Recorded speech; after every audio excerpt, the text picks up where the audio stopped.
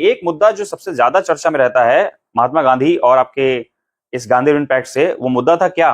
वो मुद्दा था आपके भगत सिंह की फांसी, है कि नहीं? इसी मुद्दे पर या इसी गांधी इरविन पैक्ट में क्या होता है,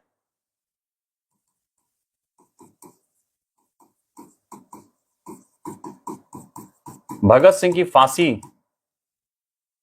जो है माफ करने पर भी चर्चा हुई।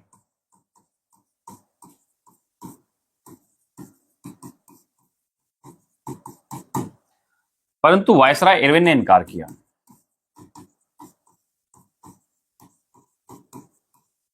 वायसराय इरविन ने क्या किया? इनकार किया। इस मुद्दे को समझ लेना बहुत महत्वपूर्ण हो जाता है। फेसबुक से लेकर, व्हाट्सएप से लेकर, आपके सोशल मीडिया से लेकर आपके कई ऐसी किताबें जो कि प्रमाणित नहीं है, उन सब पर गांधी पर ये आरोप लगाए जाते हैं कि गांधी महात्मा जो है ये भगत सिंह को शायद बचा सकते थे, उन्होंने बचाया नहीं। कई सतही, कई ओछे और कई गलत आरोप महात्मा गांधी पर यहां पर लगते दिखाई पड़ते हैं। मैं आप चलो उसकी समीक्षा कर देता हूं आपके सामने पूरी तरह से, और समीक्षा भी ऐसी तार्किक करूंगा कि आप काफी हद तक सहमत होंगे कि हाँ ये बात संभवतः सही थी।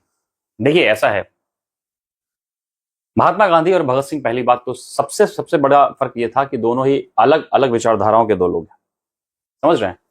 महात्मा गांधी और आपके भगत सिंह जो हैं वो दोनों ही क्या है, आपके अलग अलग विचारधाराओं के दो लोग हैं, और इन दोनों का मेल संभव नहीं था।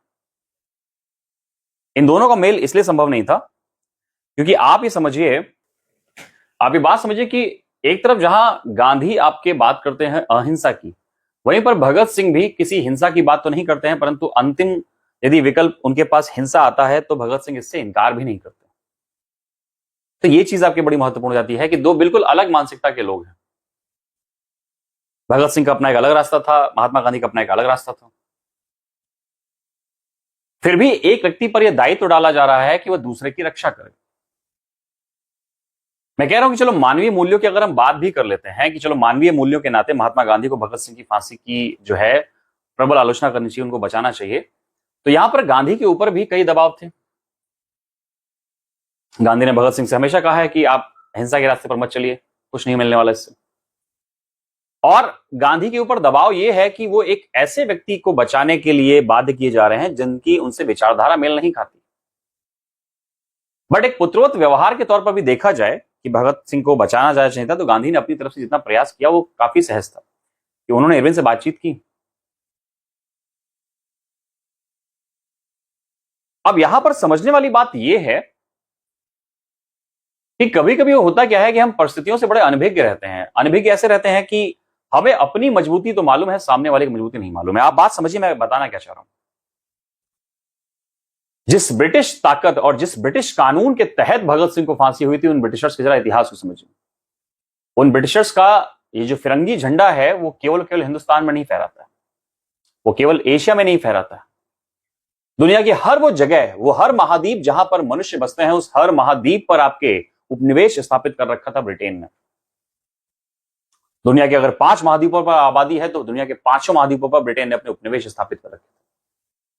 ये उपनिवेश ब्रिटेन ने कैसे स्थापित किए होंगे? समझौते वाली राजनीति से? डर कर? बिल्कुल नहीं। ब्रिटिश फौजें वहां पहुंचती हैं, सिपाही वहां पहुंचते हैं, कप्तान वहां पहुंचते हैं, इनका एक संघर्ष चलता है वहां की क्षेत्रीय शक्ति से, और इस संघर्ष को जीतकर ब्रिटेन ने इन 5 महाद्वीपों पर अपना जो है राज स्थापित किया था। यहां पर मैं आपके ब्रिटेन की शक्ति का महिमा मंडन नहीं कर रहा हूं, मैं बस ये बता रहा हूं कि जिस शत्रु शक्ति के सामने आप खड़े हैं उसके भी सामर्थ्य को आप समझिए।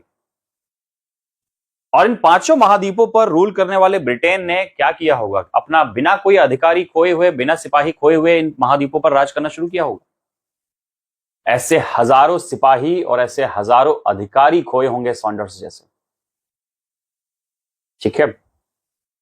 और उन्हें भारत में रहते हुए अगर अपने एक एएसपी रैंक के अधिकारी की हत्या पर एक क्रांतिकारी के लिए नेगोशिएट करना पड़े, तो यह आपके ब्रिटिश साम्राज्य की अना यानी उनकी इज्जत पर एक लगने वाला एक बड़ा बट्टा था। दूसरी एक चीज कि एएसपी रैंक के अधिकारी को मारने वाले भगत सिंह और उनके संगठन के क्रांतिकारियों को यदि छोड़े जाने की ब्लैकमेलिंग, जो कि उनके हिसाब से ब्लैकमेलिंग में अगर अंग्रेज शामिल होते तो कहीं ना कहीं उनके जो सैनिक हैं, उनके जो अधिकारी हैं, वो आपस में बगावत कर बैठते। ठीक है, यहां पर ब्रिटिश सत्ता में, उस ब्रिटिश सत्ता के सामने भारत का कोई भी नेता होता, आप आरोप लगा सकते हैं क्योंकि महात्मा गांधी सामने खड़े थे, बट महात्मा गांधी यदि सामने ना होते, महात्मा गांधी के स्थान पर यदि कोई और भी होता, तो भी मैं दावे के साथ कह सकता हूं कि जिस प्रकार की परिस्थितियां थी, महात्मा गांधी होते या कोई अन्य नेता भी होता, तो भी वो भगत सिंह की फांसी माफ नहीं करवा सकता था, क्योंकि ये ब्रिटिश साम्राज्य के अस्तित्व और उसके गरिमा की बात थी।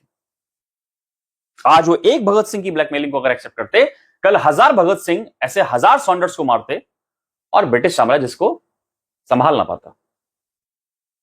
दूसरी एक चीज, क्रांतिकारियों के प्रति ब्रिटिशर्स की हमेशा एक ही अप्रोच रही है, वह है सॉलिड जो है ऑपरेशन, यानी एक ठोस दमन, और यदि उनकी ठोस दमन की नीति है तो उस नीति को भी कहीं ना कहीं धक्का पहुंचता। तो यहां पर ब्रिटिशर्स के पास एक भी कारण नहीं है कि वो भगत सिंह की फांसी टालने पर या भगत सिंह की फांसी माफ करने पर विचार कर सके, एक भी कारण ब्रिटिशर्स के पास नहीं था। और महात्मा गांधी सौभाग्य या दुर्भाग्य से पहुंच जाते हैं भगत सिंह की फांसी बचाने के संदर्भ में, और उससे भी ज्यादा आयरनी ये है, विडंबना ये है कि गांधी अहिंसा के पुजारी और भगत सिंह हिंसा पर विश्वास रखने वाले, भले ही अंतिम विकल्प के तौर पर ही पट रखते थे।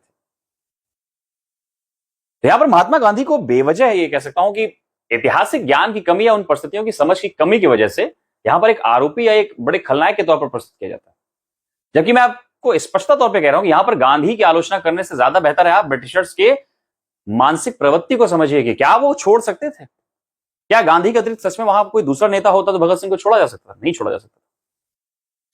देखिए, ये वो बात हो गई जो कि गांधी और इरविन के बीच में। अब मैं सबसे मुख्य बात ये करता हूं कि जिनके विषय में बात हो रही है, भगत सिंह जी के विषय में, वो सारे लोग जो ये महात्मा गांधी को गालियां देते हैं या महात्मा गांधी की आलोचना करते हैं कि वो बचा सकते थे बट नहीं बचाया, मेरा उनसे एक सिंपल सा प्रश्न ये है कि क्या भगत सिंह फांसी से बचना चाहते थे? स्वयं भगत सिंह? बिल्कुल भी नहीं। भगत सिंह से लगभग 6 बार मिलने का प्रयास करते हैं जवाहरलाल नेहरू, उनको समझाने का प्रयास करते हैं कि भगत ये हिंसा के रास्ते को छोड़ दो। चंद्रशेखर आजाद और यशपाल भगत सिंह को छुड़ाने का प्रयास करते हैं, उसको लेकर भी भगत सिंह ने इनकार कर दिया। भगत सिंह के माता पिता उनको उनकी माफीनामे की बात कहते हैं, भगत सिंह का अपना संगठन नौजवान सभा उनके माफीनामे की बात कहता है, और भगत सिंह इस पर बड़े क्रोधी और बड़े क्या कहते हैं, डिसअपॉइंट होते हैं, नाराज होते हैं वो काफी, क्योंकि भगत सिंह आश्वस्त थे इस बात को कि जब उन्होंने आपके सेंट्रल लेजिस्लेटिव असेंबली में जब बम फेंका था तो उसमें छर्रे और तीली ना रखने के कारण थे कि क्रांतिकारियों की अस्तित्व को, क्रांतिकारियों की गरिमा को स्थापित करना था उन्हें, और उनके लिए यदि एक भगत क्या हो 10 भगत को अगर शहीद करना पड़ता तो भगत सिंह उसके लिए भी तैयार थे। तो यहां पर जिस व्यक्ति के लिए, जिस व्यक्ति पर लांछन लगाया जा रहा है, वो स्वयं वो व्यक्ति नहीं चाहता कि उसे आजाद किया जाए, क्योंकि यदि भगत सिंह अगर फांसी से बच जाते तो कहीं ना कहीं हो सकता है कि भगत का भी मूल्यांकन हो जाता आपके वीडी जो है सावरकर की तरह, और भगत सिंह वीडी सावरकर जैसे मूल्यांकन से बचना चाहते थे। ठीक है, वो स्पष्ट थे पहले दिन से कि उन्हें क्या करना है और क्यों करना। तो यहां पर आप आरोप, लांछन कुछ भी लगा लीजिए किसी भी राष्ट्र नायक पर आप ये समझ लीजिए कि भारतीय राष्ट्रीय आंदोलन के जितने भी आपके नेता रहे, जितने भी राष्ट्रीय नायक रहे, उनकी नीयत पर आप शक मत कीजिए।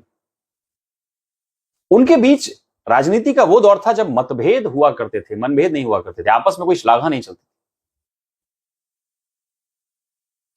तो मैं समझता हूं कि जब भी कभी आप महात्मा गांधी और भगत सिंह के मुद्दे को देखें तो वहां पर आप इतिहास के एक निरक्षीर मूल्यांकन को एक बड़े ही परिपक्व ढंग से समझने का प्रयास कीजिए, ना कि सतही बात कीजिए कि नहीं वो कर सकते थे।